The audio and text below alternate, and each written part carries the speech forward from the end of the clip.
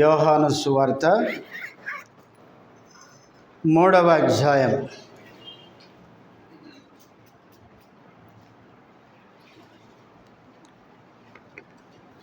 14-15 వచనాలు అందరము కలిసి చదువుకుందాం. యోహాను సువార్త 3వ అధ్యాయము 14-15 వచనాలు అందరం కలిసి చదువుకుందాం. అరణ్యములో మోసే సర్పమును ఎలాగు ఎత్తెనో అలాగే విశ్వసించు ప్రతివాడును నశింపక ఆయన ద్వారా నిత్యజీవం పొందునట్లు మనుష్య కుమారుడు ఎత్తబడవలెను. ప్రార్థన చేసుకుందాం.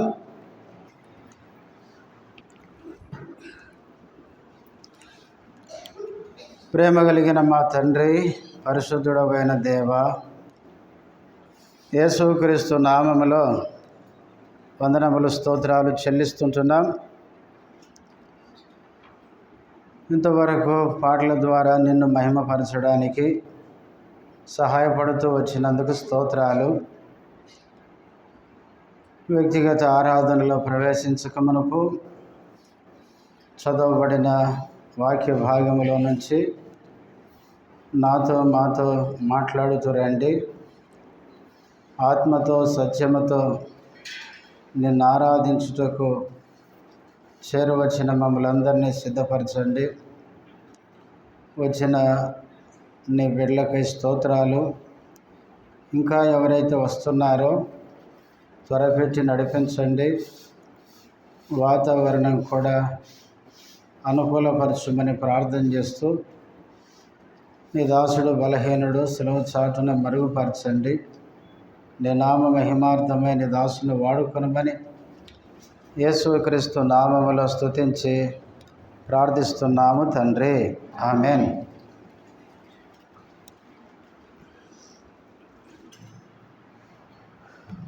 ప్రేమ కలిగిన దేవుడు ఆయన మహాకృప చేత మనలను ప్రేమతో రక్షించి గడిచిన మాసమంతా మనలను కాపాడి ఈ 9వ మాసం మొదటి దినమున సజీవులమై ఉండి దేవుని సన్నిధిలో కనబడే ధన్యత దేవుడు మనకిచ్చాడు. అందును బట్టి దేవుని ఎంతో మనం స్తుతించాలి. మనం దేవుని స్తుతించుట కొరకై మనం చదువుకున్న భాగంలో నుంచి కొద్ది నిమిషాలు దేవుని వాక్యాన్ని జ్ఞాపకం చేసుకొని మన దేవుడు మన ప్రభు యేసుక్రీస్తును హృదయమార మనం స్తుతించి ఆరాధిద్దాం.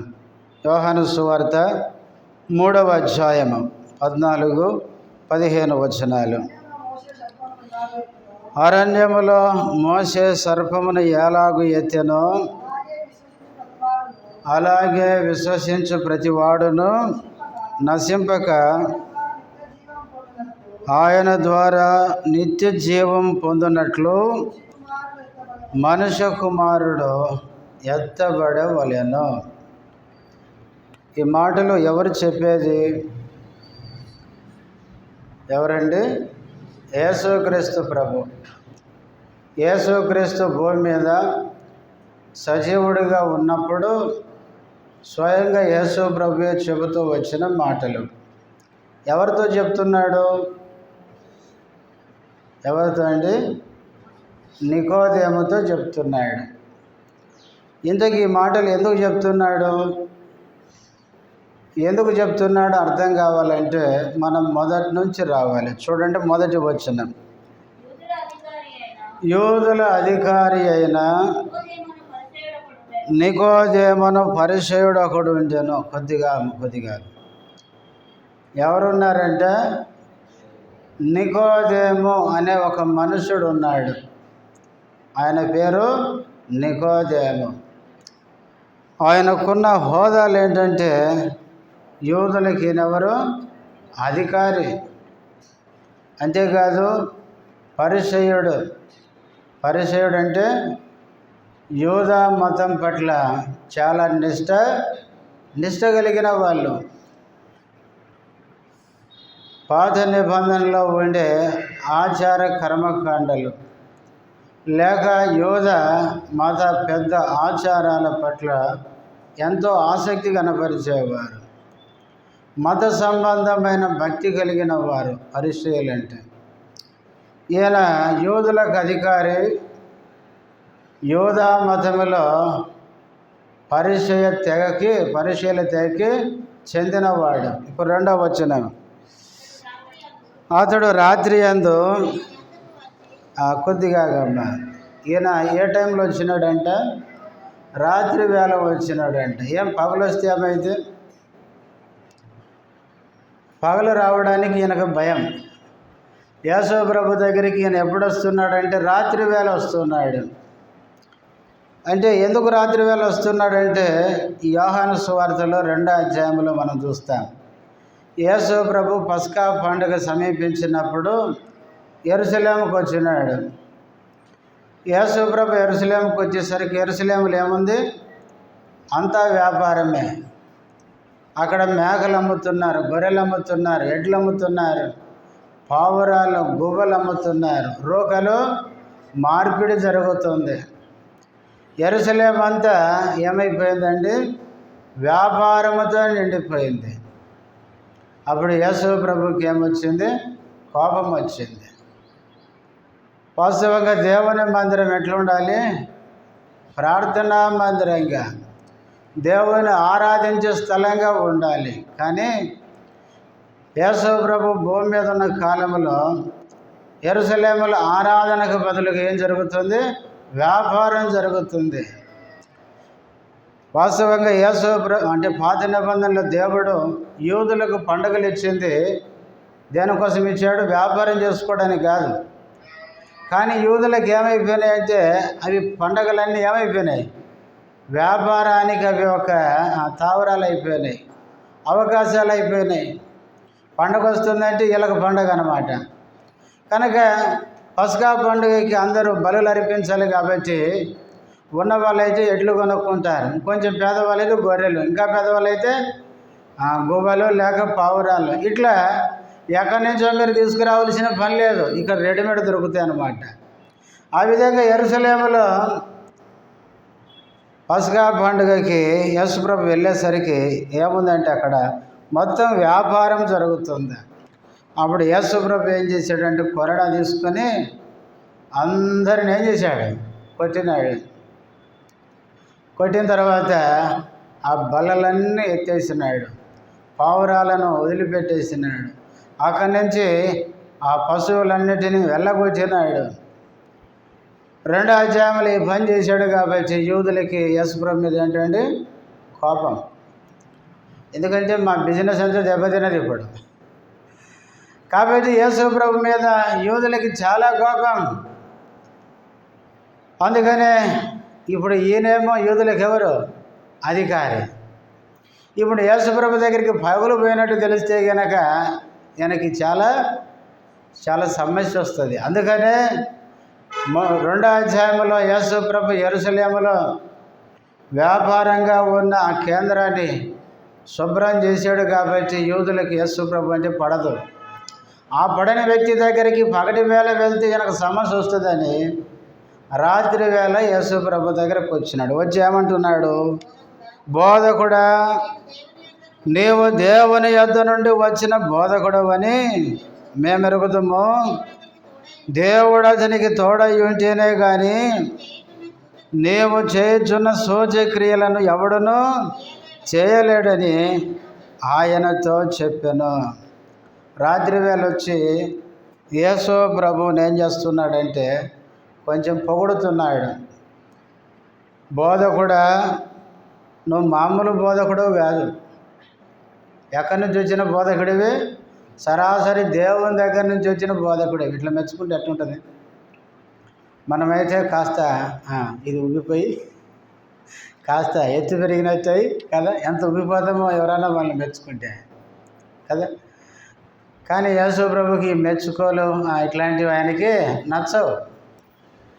ఈ నికోదేము వచ్చి యేసు ప్రభుని మెచ్చుకుంటున్నాడు. బోధకుడా, గ్రీకు భాషలో రబ్బీ అంటారు. బోధకుడా, నువ్వు మామూలు బోధకుడు కాదు, సరాసరి ఎక్కడి నుంచి వచ్చావు? దేవుని యొద్ద నుండి వచ్చిన బోధకుడు అని మేము ఎరుగుదుము. ఇంకేమన్నాడు? దేవుడు అతనికి తోడై ఉంటేనే కానీ నీవు చేస్తున్న సూచక్రియలను ఎవడును అబ్బా నువ్వు చేసే సూచక్రియలను ఎవ్వడు చేయలేడు. నువ్వే ఆ గొప్ప కార్యాలు చేస్తున్నావు. ఎందుకు చేస్తున్నావు తెలుసా? దేవుడు నీకు ఎట్లున్నాడు? తోడుగా ఉన్నాడు. ఈ విధంగా నికోదేము యేసు ప్రభువును పొగుడుతూ ఆయన మెచ్చుకుంటే యేసు ప్రభు ఆయన ఒప్పిపోలేదు. ఆయన ఏమన్నాడంటే ఉన్నది ఉన్నట్టు బల్ల గుద్దినట్టు చెప్పినాడు. 3వ వచనం చదవండి.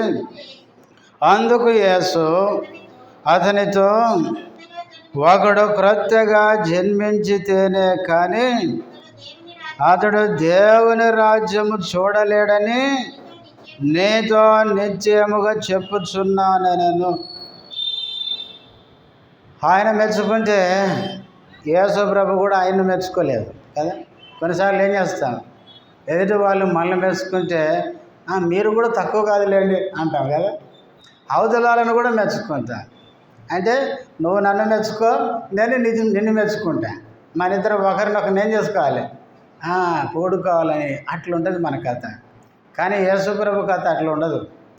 యేసు ప్రభువును మనం ఎంత పొగిడినా ఆయన మన ముఖం మీద కొట్టినట్టు ఉన్నది ఉన్నట్టే మాట్లాడుతాడు. ఆయన యేసుక్రీస్తు ఉన్నది ఉన్నట్లు మాట్లాడుతున్నాడు. ఏమన్నాడంటే, ఒకడు క్రొత్తగా జన్మించితేనే కానీ అతడు దేవుని రాజ్యమును చూడలేడని నీతో నిశ్చయముగా అంటే ఖచ్చితంగా చెబుతున్నా. అంటే ఆయనకేమీ లేదు చెప్పండి. క్రొత్త జన్మ లేదు, తిరిగి జన్మించిన అనుభవము లేదు. మొదటి వచనములు ఏం చదివినాం? యూదుల అధికారి. ఈయన యూద మతానికి అధికారిగా ఉన్నాడు కానీ ఈయనకేం లేదు, క్రొత్త జన్మ లేదు. ఈయన పరిసయ్యుడు. ఆయన మతం పట్ల చాలా ఆసక్తి కలిగిన వాడు. అయినా ఆయన కలిగి ఉన్న మత నిష్ట ఆయనకి క్రొత్త జన్మ ఇవ్వలేకపోయింది. ఈ లోకంలో మానవుడు ఎంత హోదాలో ఉన్నా, ఎంత మంచి మతములో చేరినా, మనమున్న హోదా, మనమున్న మతాలు మనకు క్రొత్త జన్మను ఇవ్వలేవు. కొంతమంది గర్వంగా చెప్పుకుంటారు, అందరికంటే మా మతమే గొప్పదని. సౌలు కూడా అదే అనుకున్నాడు. అన్ని మతాలకి నా మతమే గొప్పదనుకున్నాడు. కానీ ప్రియులారా, ఏ మతము ఏ వ్యక్తిని రక్షించలేదు. మతము అనేది మనుషుల ద్వారా వచ్చినవి. మానవుడు పెట్టుకున్నదే మతం. దేవునికి ఏ మతము లేదు. కాబట్టి నికోదేము యూదుల అధికారి, ఆయన పరిసయ్యుడు, తన మతం పట్ల ఎంతో నిష్ట కలిగిన వాడు. అట్లాంటి వ్యక్తికి ఏమి లేదంటే క్రొత్త జన్మ లేదు. కాబట్టి నువ్వు క్రొత్తగా జన్మిస్తేనే కానీ దేవుని రాజ్యము చూడలేవు. నేను ఇది మామూలుగా చెప్పడం లేదు, నిశ్చయంగా చెప్తున్నాను. ఖచ్చితంగా చెప్పినాడు. చెప్తే ఇప్పుడు ఆయన అంటాడు 4వ వచనం, అందుకు నికోదేము, ముసలివాడైన మనుషుడు ఎలాగూ జన్మింపగలడు? రెండవ మారు తల్లి గర్భమందు ప్రవేశించి జన్మింపగలడా అని ఇట్లా అడుగుతున్నాడంటే అర్థం ఏంటి? ఈయనకి ఇంక అసలు అర్థమైతే లేదు. క్రొత్తగా జన్మించాలంటే క్రొత్త జన్మను గురించి ఈయనకేమి అవగాహన లేదు. ఆయన ఏమనుకుంటున్నాడంటే, ముసలివాడు మళ్ళా తల్లి గర్భంలోకి వెళ్ళి మరలా ఎట్లా పుడతాడు, అది ఎట్లా సాధ్యమవుతుంది అని మాట్లాడుతున్నాడు. అంటే క్రొత్త జన్మ అంటే ఏంటో ఈయనకేమీ అర్థమే కావడం లేదు. యూదుల అధికారే కానీ, పరిసయ్యుడు మతనిష్ట కలిగిన వాడే కానీ క్రొత్త జన్మ అంటే ఏంటో ఈయనకు అసలే అర్థం కావడం లేదు. అందుకే నేను ముసలివాడిని, నా తల్లి గర్భంలోకి వెళ్ళి నేను ఎట్లా మళ్ళీ పుడతాను అని అంటున్నాడు. అప్పుడు యేసు ప్రభు క్రొత్త జన్మను గురించి కొంచెం వివరంగా చెప్పాల్సి వచ్చింది. ఇప్పుడు 5వ వచనం చదవండి. యేసు ఇట్లా నేను ఎట్లా అంట, ఒకడు నీటి మూలముగాను ఆత్మ మూలముగాను జన్మించితేనే గాని దేవుని రాజ్యములో ప్రవేశింపలేడని నీతో నిశ్చయముగా చెప్పుచున్నాను. క్రొత్త జన్మ అంటే తల్లి గర్భములో నుంచి జన్మించడం కాదు. ఎట్లా జన్మించాలి? నీటి మూలముగా ఆత్మ మూలముగా. నీటి మూలముగా ఆత్మ మూలముగా జన్మించేదే కానీ తల్లి గర్భములో నుంచి మరలా పుట్టేది కాదు అని యేసు ప్రభు వివరంగా చెప్పాల్సి వచ్చింది. నీటి మూలంగా అంటే చాలామంది బాప్తిస్మం అనుకుంటారు. బాప్తిస్మం కాదు. బాప్తిస్మం ఏ మనిషిని రక్షించదు. క్రొత్త జన్మ మనకి ఎలా వస్తుందంటే, ఇక్కడ నీరు అంటే వాస్తవంగా నీటిని గురించి, ఈ మాటను గురించి 2 రకాలుగా బోధిస్తారు. కొంతమంది బాప్తిస్మం అంటారు, కొంతమంది వాక్యం అంటారు. కానీ బాప్తిస్మం అనేదానికంటే వాక్యం అనడమే కరెక్ట్. బాప్తిస్మము ఒక వ్యక్తిని రక్షిస్తుందని మనకు వాక్యంలో స్పష్టత లేదు. ఒక వ్యక్తి క్రొత్తగా జన్మించడానికి బాప్తిస్మము కాదు మనకు కావలసింది. ముందు ఏం కావాలి? వాక్యం. వాక్యం అనేది మనకు క్రొత్త జన్మనిస్తుందని వాక్యములో మనకు ఆధారాలు ఉన్నాయి. చూడండి, యాకోబు రాసిన పత్రిక 1వ అధ్యాయం. యాకోబు రాసిన పత్రిక 1వ అధ్యాయం 18వ వచనం. ఆయన తాను సృష్టించిన వాటిలో మనము ప్రథమ ఫలముగా ఉండునట్లు, ఈ పదాలు గమనించండి, సత్యవాక్యము వలన మనలను తన సంకల్ప ప్రకారము అనడం అంటే పుట్టటం. దేని వలన? సత్యవాక్యము వలన. వాక్యం అనేది మనకు జన్మనిస్తుంది, పుట్టుకనిస్తుంది. ఇంకొక వాక్యం చూడండి, పేతురు రాసిన మొదటి పత్రిక. పేతురు రాసిన మొదటి పత్రిక 1వ అధ్యాయం 22, 23 కలుసున్నాయి చూడండి. మీరు క్షయబీజము నుండి కాక శాశ్వతమగు జీవము గల దేవుని వాక్యం మూలముగా చాలేమ అక్షయ బీజము నుండి ఏమైనారు? పుట్టింపబడిన వారు. ప్రభువుని నమ్మిన వారు ఎట్లా పుట్టారంటే దేవుని వాక్యం మూలముగా. ఆ మాట గుర్తుపెట్టుకోండి. దేవుని వాక్యం అనేది మనకు జన్మనిస్తుంది, నూతనంగా జన్మించేటట్లు చేస్తుంది. అందుకనే తీతుకు కూడా పౌలు రాస్తే ఈ మాట అంటాడు. తీతుకు రాసిన పత్రిక 3వ అధ్యాయం. తీతుకు రాసిన పత్రిక 3వ అధ్యాయం 5వ వచనం. మనము నీతిని అనుసరించి చేసిన క్రియల మూలముగా కాక తన కనికరము చొప్పుననే. ఏ జన్మ అంటే పునర్జన్మ. పునర్జన్మ అంటే మరలా చచ్చిపోయి పుట్టడం కాదు. పునర్జన్మ అంటే ఈ భూమి మీద ఉండగానే ఆత్మ మూలంగా జన్మించడం. అందుకే పునర్జన్మ సంబంధమైన స్నానము ద్వారాను పరిశుద్ధాత్మ మనకు నూతన స్వభావము కలుగజేయడం ద్వారాను మనలను రక్షించును. ప్రియులారా, పునర్జన్మ అనేది స్నానముతో పోల్చబడింది. పునర్జన్మ అనేది ఆత్మ మనకు నూతన స్వభావము కలుగజేయడాన్ని చూపిస్తుంది. క్రొత్త జన్మ అనేది హృదయంలో జరిగేది, ఆత్మ ద్వారా జరిగే మార్పు. దేవుని వాక్యము మనను హెచ్చరిస్తుంది, మన నిజ జీవితాన్ని చూపిస్తుంది. ఆత్మ మన పాపాన్ని ఒప్పుకొని చేస్తుంది. వాక్యం పనిచేయాలి, ఆత్మ పనిచేయాలి. ఈ 2 పనిచేసినప్పుడే మనకు క్రొత్త జన్మ కలుగుతుంది. కాబట్టి ప్రియులారా, యేసు ప్రభు అదే నికోదేముతో చెప్పినాడు, ఒకడు నీటి మూలముగాను ఆత్మ మూలముగాను ఏం కావాలి? తిరిగి జన్మించాలి అన్నాడు. ఈ మాట చెప్తే ఆయన ఏం చేశాడు, మళ్ళా ఆయన ఏమన్నాడంటే చూడండి, దాని అర్థం కావడానికి ఇంకొంచెం వివరంగా చెప్పినాడు. ఇప్పుడు 8వ వచనం చదవండి. గాలి తనకిష్టమైన చోటను విసరును, నీవు దాని శబ్దం విందువే గాని అది ఎక్కడి నుండి వచ్చునో ఎక్కడికి పోవునో నీకు తెలియదు. ఆత్మ మూలముగా జన్మించిన ప్రతి వాడును కొంచెం ఆయనకు అర్థం కావడానికి ఎందుకు ఇంత వివరణ ఇస్తున్నాడు యేసుప్రభు అంటే, 7వ వచనంలో మీరు క్రొత్తగా జన్మింపవలనని నేను నీతో చెప్పినందుకు ఏం పడద్దు ఇంకా ఆశ్చర్యం వస్తుంది ఆయనకి. క్రొత్త జన్మను గురించి ఆయన కొంచెం వింతగా అనిపిస్తుంది, ఇంకా అర్థం కావడం లేదు. అందుకనే ఇంకాస్త వివరంగా చెప్పాల్సి వచ్చింది యేసుప్రభు.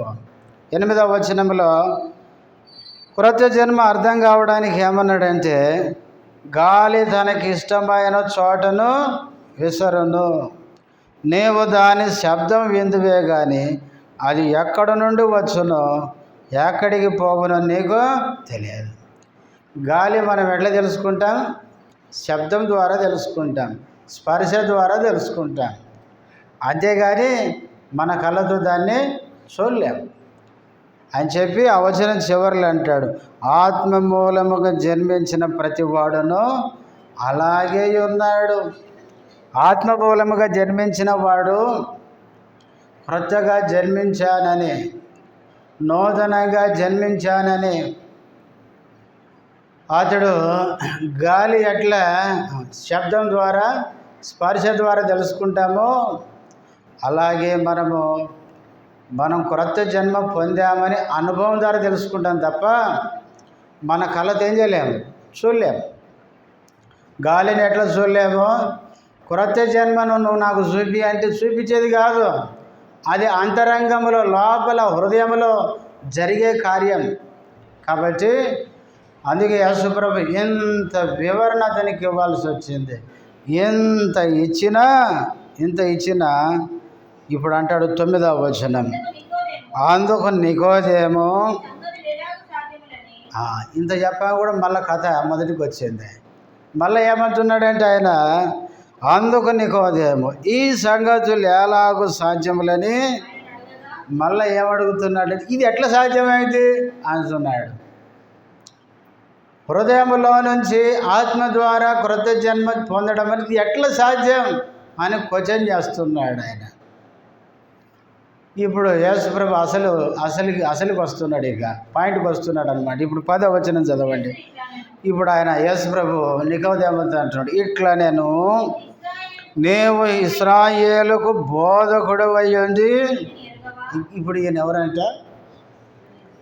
ప్రసంగికుడు అన్నమాట. ఇశ్రాయేలు ప్రజలకి ఎవరైనా బోధకుడు. మరి బోధకుడికే క్రొత్త జన్మ తెలియకపోతే, ఈనాడు చాలామంది బోధకులకి క్రొత్త జన్మ తెలియదు, రక్షణ అంటే కూడా సరిగ్గా తెలియదు, మారు మనసు అంటే తెలియదు, క్రొత్తగా జన్మించడం అంటే ఏంటో అర్థం కాని బోధకులు ఎంతోమంది ఉన్నారు. అసలు సువార్త అంటే ఏంటో తెలియని బోధకులు ఉన్నారు. సువార్త అంటే ఏంటి అంటే నెత్తుగొక్కుంటూ ఏమేమో మాటలు చెప్తారు. కాబట్టి ఈనాడు కూడా నికోదేము లాంటి వాళ్ళు చాలామంది ఉన్నారు. రక్షణ అంటే ఏంటో, సువార్త అంటే ఏంటో, ఇంతకు యేసుప్రభు ఎవరు అంటే చెప్పలేని వాళ్ళు కూడా ఉన్నారు. మరలా వాళ్ళు ఎవరండి? ముఖ్య ప్రసంగికులు. ఏ ప్రసంగికులు? ముఖ్య ప్రసంగికులు.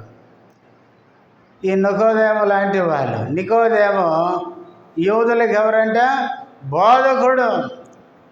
బోధకుడు అయ్యుండి క్రొత్త జన్మ అంటే ఎంత వివరణీయంగా కూడా ఆయనకు అర్థం కావడం లేదు. ఇది ఎలాగో సాధ్యము అని ప్రశ్నిస్తున్నాడు. ఇక చివరికి యేసుప్రభు అన్నాడు, అసలు నువ్వు ఎట్ట బోధకుడు అయ్యావు? ఏమై యూదులకు నువ్వు బోధకుడవు కదా, నువ్వు యూదులకి బోధకుడు అయ్యుంది ఈ క్రొత్త జన్మ గురించే నీకు తెలియకపోతే నువ్వేం బోధిస్తున్నావు అని యేసుప్రభు తిరిగి ప్రశ్నించాల్సి వచ్చింది. ప్రియులారా, ఈనాడు కూడా చాలామంది దేవుని మందిరాలకు వస్తూ దేవుని ఆరాధిస్తూ మందిరంలో పనులు చేస్తూ దేవునికి కానుకలిస్తూ క్రొత్త జన్మ అంటే ఎరగని వాళ్ళు చాలామంది ఉన్నారు. ప్రియులారా, నికోదేము లాంటి పరిస్థితిలో ఉన్నవాళ్ళు ఎంతోమంది. కాబట్టి నేను అలాంటి పరిస్థితిలో ఉండకూడదు. క్రొత్త జన్మ అంటే ఏంటో మనం ఎరగాలి. క్రొత్త జన్మను గురించిన అనుభవానికి మనం రావాలి. అందుకే యేసు ప్రభు, నీవు ఇశ్రాయేలుకు బోధకుడవై ఉంది వీటిని ఎరుగవా అని. ఇశ్రాయేలు బోధకులకు ఏం తెలుసు అండి? కనీసం ధర్మశాస్త్రం అని తెలిసి ఉండాలి కదా. అసలు ధర్మశాస్త్రం నాకు తెలియదంటే అసలు వీడు బోధకుడుగా ఉండడానికి అన్ఫిట్ అన్నమాట. అందుకనే ఇప్పుడు యేసు ప్రభు ఈయనకి ఏం చెప్పాల్సి వచ్చిందంటే, కనీసం కొత్త జన్మ అంటే అర్థమవుతలేదు వీడికి. సరే ధర్మశాస్త్రంలో విషయాలైనా మాట్లాడతాను, అదన్నా ఈయన మైండ్కి ఎక్కుతుందా లేదా అని. అందుకని ఇప్పుడు ఏం మాట్లాడాల్సి వచ్చిందంటే, ఇప్పుడు 14 వచనం చదవండి. అరణ్యములో మోషే సర్పము ఎలాగూ ఎత్తెనో అలాగే విశ్వసించు ప్రతివాడును నశింపక ఆయన ద్వారా నిత్య జీవము పొందినట్లు మనుష్య కుమారుడు ఎత్తబడవలెను. పాత నిబంధనలో ఉన్న ఇశ్రాయేలీయుల చరిత్ర మాట్లాడడానికి కారణం ఈయనకి ఎక్కుతలేదు. అసలు క్రొత్త జన్మ గురించి చెప్తే నాకు అర్థం కాకపోతే కనీసం ధర్మశాస్త్రం అని తెలిసింటుంది అని చెప్పి ఇంకా పైన కొన్ని విషయాలు చెప్పాడు. చెప్తూ ఒక 14 వచ్చినసరికి పాత నిబంధనలో జరిగిన సంఘటన అతనికి గుర్తు చేస్తున్నాడు. మోషే అరణ్యములో సర్పమును ఎలాగో ఎత్తెనో అన్నాడు. మోషే అరణ్యములు ఏమెత్తాడు? సర్పాన్ని ఎత్తాడు. చూడండి, సంఖ్యాకాండము 21వ అధ్యాయం. సంఖ్యాకాండం 21వ అధ్యాయం 5వ వచనము నుంచి చూడండి. కాగా ప్రజలు దేవునికిని మోషేకును విరోధముగా మాట్లాడి, ఈ అరణ్యంలో చచ్చుటకు ఐగుప్తులో నుండి మీరు మమ్ము నెందుకు రప్పించితిరి? ఇక్కడ ఆహారం లేదు, నీళ్లు లేవు, చవి సారములు లేని ఈ అన్నము మాకు అసహ్యమైనదనిరి. ఈ విధంగా మోషే అహరోనులకు దేవునికి విరోధంగా ఏం చేశారు? మోషేకు దేవునికి విరోధంగా మాట్లాడినాడు. 20 అధ్యాయంలో అహరోను చనిపోతాడు అనుకుంటా. 21 అధ్యాయంలో మోషే మీద తిరుగుబాటు చేస్తున్నారు, విరోధంగా మాట్లాడుతున్నారు. దేవునికి మోషేకు విరోధంగా మాట్లాడితే 6వ వచనం, అందుకు యెహోవా ప్రజలలోనికి తాపకరములైన సర్పములను పంపెను, అవి ప్రజలను కరవగా ఇశ్రాయేలీలలో అనేకులు చనిపోయారు. మోషే మీద దేవుని మీద విరోధంగా మాట్లాడితే వాళ్ళను శిక్షించడానికి దేన్ని పంపించాడు? తాపకరమైన సర్పాలను పంపించినాడు. అవి వచ్చి ఏం చేసినాయండి? అందరినీ కరిసినాయి. కరిస్తే అందరు ఏమైనారు? కరిసిన వాళ్ళందరూ చచ్చిపోతున్నారు. ఈ మామూలు పాములు కాదు, విషపు పాములు, తాపకరమైన సర్పాలు ఇవి. కరవగానే అందరూ చచ్చిపోయినారు. చచ్చిపోతుంటే ఇప్పుడు మిగిలిన వాళ్ళు చేంజ్ చేస్తున్నారు. 7వ వచనం, కాబట్టి ప్రజలు మోషే యొద్దకు వచ్చి, మేము యెహోవాకును నీకును విరోధముగా మాట్లాడి పాపము చేసితిమి. యెహోవా మా మధ్య నుండి ఈ సర్పములను తొలగించున్నట్లు మిగిలిన ప్రజలు వచ్చి మోషేకు మొరపెడుతున్నారు. అయ్యా, ఆ పాములు మమ్మల్ని గరిచి చచ్చిపోతున్నాం, అవి వెళ్ళిపోవున్నట్లు ఏదో ఒక మార్గం చేయమని వేడుకుంటే ఇప్పుడు మోషే వెళ్ళి దేవుని వేడుకున్నాడు. 8వ వచనం, మోషే ప్రజల కొరకు ప్రార్థన చేయగా, యెహోవా నీవు తాపకరమైన సర్పం వంటి ప్రతిమను చేయించి స్తంభం మీద పెట్టుము, అప్పుడు కరవబడిన ప్రతివాడును దాని వైపు చూచి బ్రతుకునని మోషేకు సెలవిచ్చెను.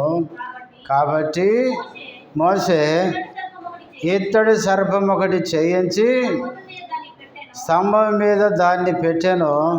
అప్పుడు సర్పపు కాటు తినిన ప్రతి వాడు ఆ ఇత్తడి సర్పమును నిదానించి చూసినందున ఏమైనారంట? బ్రతికెను.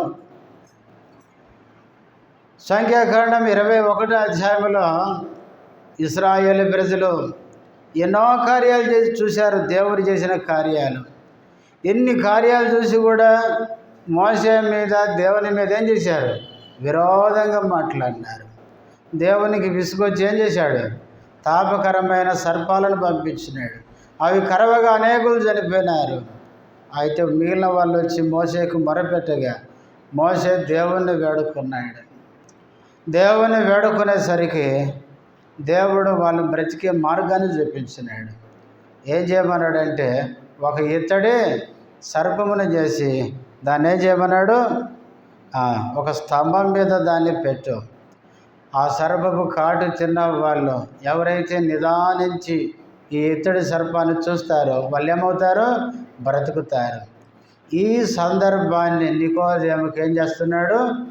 యేసు ప్రభు గుర్తు చేస్తున్నాడు. ఎందుకంటే ఇదన్నా ఆయనకు తెలిసే పని. కృత జన్మ గురించి ఎంత చెప్తే అర్థం కాకపోయినా కనీసం పాత నిబంధన ధర్మశాస్త్రంలో ఉన్న విషయాలన్నా ఈ బోధకునికి తెలుసా లేదా అని ఈ సందర్భాన్ని ఎత్తి ఇక్కడ నికోదేముతో మాట్లాడుతూ అరణ్యములో మోసే సర్పమును ఎలాగో ఎత్తెను. చనిపోయిన ఇశ్రాయేలు ప్రజలు బ్రతకాలంటే మోసే ఇత్తడి సర్పాన్ని ఆ స్తంభం మీద నిలబెట్టినాడు, ఎత్తినాడు అని చెబుతూ 15వ వచనం చివరిలో అంటాడు. ఏమంటాడు? ఆయన ద్వారా నిత్య జీవం పొందినట్లు మనిషి కుమారుడు కూడా ఏం కావాలి? ఎత్తబడవలేను. మనిషి కుమారుడు అంటే యేసు ప్రభు. ఇశ్రాయేలు ప్రజలు దేవునికి విరోధంగా మాట్లాడడం అనేది పాపం. వాళ్ళు చేసిన పాపాన్ని బట్టి ఏమైనారు? సర్పాల చేత కరవబడి చనిపోయినారు. నీవు నేను మనమందరం కూడా దేవునికి విరోధంగా ఏం చేసిన వాళ్ళం? పాపము చేసిన వాళ్ళం. దేవుని మాట వినక దేవుని మీద తిరుగుబాటు చేసిన వాళ్ళం. దేవుడు అంటే ఇష్టపడని వాళ్ళం. దేవునికి విరోధంగా ప్రవర్తించిన వాళ్ళం. ఇలాంటి మనము మన పాపాన్ని బట్టి ఇశ్రాయేలు ప్రజలు చనిపోయినట్లే నీవు నేను కూడా ఆత్మీయంగా ఏమైపోయాం? చనిపోయిన వారం. సర్పము కరవగా వాళ్ళు చనిపోయినట్టే. సర్పం అనేది ఏం చూపిస్తుంది? సాతాను చూపిస్తుంది. ఆయన ఒక పుస్తకంలో రాసినాడు, ఇశ్రాయేలు ప్రజలు దేవునికి విరోధంగా మాట్లాడి పాపం చేసి సర్పము చేత కరవబడినట్లే ఈ లోకంలో ఉన్న ప్రతి మానవుడిని సాతానుడు కాటేశాడంట. కాటేయడం అంటే మనల్ని ఏం చేశాడు? వాడు మనలను మోసగించాడు. ఆదాము అవ్వలను మోసగించాడు. ఆ నుంచి పుట్టే ప్రతి మనిషిని సాతాను ముట్టుకుంటున్నాడంట. సాతానుడు మనలను మోసగించి పాపానికి బానిసలుగా చేసి ఆత్మీయంగా చచ్చిన స్థితికి తీసుకొని వచ్చినాడు. ఎఫెసీ 2:1 ప్రకారం మీ అపరాధముల చేత పాపముల చేత మీరు చచ్చిన వారై ఉండగా, ప్రకటన గ్రంథం 3:1 అనుకుంటా, మీరు జీవించుచున్నారన్న పేరు మాత్రం ఉంది, మీరు మృతుడవే, నీవు మృతుడవే అన్నాడు. తిమోతి కూడా పౌలు రాస్తూ అంటాడు 5వ అధ్యాయంలో, ఆ సుఖభోగముల యందు ప్రవర్తించున్నది బ్రతికుచుండియో చచ్చినదై ఉండును. ఈ లోకములో మానవుడు దేవుని కంటే, తిమోతి 2వ పత్రికలు చదువుతాం, మనుషులంటే అంత్య దినాల్లో దేవుని కంటే సుఖాన్నే ఎక్కువగా ప్రేమిస్తారంట. కనుక మానవుడు ఈ లోకంలో పాపములో బట్టి పాపములో పెరుగుతూ పాపాన్ని బట్టి ఆత్మీయంగా చనిపోయాడు. ఇశ్రాయేలు ప్రజలు బ్రతకాలంటే ఆ ఇత్తడి సర్పం ఎట్లా ఎత్తబడిందో నీవు నేను తిరిగి బ్రతకడానికి, నిత్య జీవాన్ని పొందడానికి మనిషి కుమారుడైన యేసుక్రీస్తు ఏమైనాడు? శిలువ మీదికి ఎత్తబడ్డాడు. ఆయన చేతుల్లో మేకులు కొట్టించుకున్నాడు, కాళ్ళలో మేకులు కొట్టించుకున్నాడు, తలపైన ముళ్ళ కిరీటం పెట్టించుకున్నాడు, వీపంతా దున్నబడింది. ప్రియులారా, యేసుక్రీస్తు నీ కొరకు నా కొరకు ఆ ఘోరమైన శిలువ మరణాన్ని ఆయన పొందాడు. అదేదో బలవంతంగా చేసింది కాదు, ఆయన ఇష్టపూర్తిగా పెట్టినాడు. యేసుక్రీస్తు యోహాను సువార్త 10వ అధ్యాయములు అంటాడు, నా ప్రాణము ఎవడు కూడా తీసుకోలేడు, నా ప్రాణమును నా అంతట నేనే పెట్టుచున్నాను. యేసుక్రీస్తు ప్రాణాన్ని ఎవరు తీయలేరు, గుర్తుపెట్టుకోండి. యేసుప్రభు నేను చనిపోకూడదంటే ఎవరు యేసుప్రభును చంపలేరు. యేసుక్రీస్తు యెషయా గ్రంథములో ఉంది, కొట్టువారికి వీపు అప్పగించాడు, వెంట్రుకలు పెరికే వారికి చెంపలు అప్పగించాడు, ఉమ్మివేయ వారికి ముఖము త్రిప్పుకోలేదు. యేసుక్రీస్తు తాను ఇష్టపూర్వకంగా సిలువకు అప్పగించుకున్నాడు. ఎందుకంటే నీవు నేను ఆత్మీయంగా చచ్చిపోయాము. మనము జీవిస్తున్నా కానీ దేవుని దృష్టిలో చనిపోయిన వారము. మనలో ఏమి లేదండి, నిజమైన జీవము లేదు. మనము శరీర రీతిగా జీవిస్తున్నాం కానీ ఆధ్యాత్మికంగా సత్యన స్థితిలో ఉన్నాం. అలాంటి స్థితిలో ఉండి మనం చనిపోతే నిత్య నరకానికి, అగ్నిగుండానికి వెళ్ళిపోతాం. ఎన్నడూ దేవుణ్ణి మనం ఎప్పుడూ చూడలేము, కలుసుకోలేము. అలాంటి భయంకరమైనది నరకం. కాబట్టి ప్రియులారా, ప్రేమ కలిగిన దేవుడు నన్ను ప్రేమించి మనందరి కొరకు ఈ లోకానికి వచ్చి 33.5 సంవత్సరాలు జీవించి ఆయన శిలువ మీదకి ఏం చేయబడ్డాడు? ఎత్తబడ్డాడు. ఆయన ఎత్తబడు ద్వారా మనకేం దొరికిందండి? నిత్య జీవం. కాబట్టి ప్రియులారా, ఈరోజు నీవు నేను ప్రభువుని నమ్మి రక్షించబడి ఆ నిత్య జీవాన్ని కలిగి ఉన్నామంటే నీ కొరకు నా కొరకు మనిషి కుమారుడైన యేసుక్రీస్తు శిలువ మీదకి ఏం చేయబడ్డాడు? ఎత్తబడ్డాడు. ఆ ఎత్తబడిన ఆ ప్రభుని ఏం చేయాలి? హృదయమార మనమందరం స్తుతించి ఆరాధించాలి. నిత్య జీవం అంటే ఏంటో తెలుసా? ఇంగ్లీష్లో ఎటర్నల్ లైఫ్ అని ఉంటుంది. అంటే నిత్య జీవము అంటే ఈ లోకములో జీవిస్తాను, చనిపోయిన తర్వాత పరలోకములో జీవిస్తాను. ఏదో యేసు ప్రభుని నమ్ముకుంటే ఈ లోకములో మాత్రమే జీవించడం కాదు. అందుకే ఇదే యోహాను సువార్త 11వ అధ్యాయంలో లాజరు సమాధి దగ్గర యేసు ప్రభు అంటాడు, ఏమని?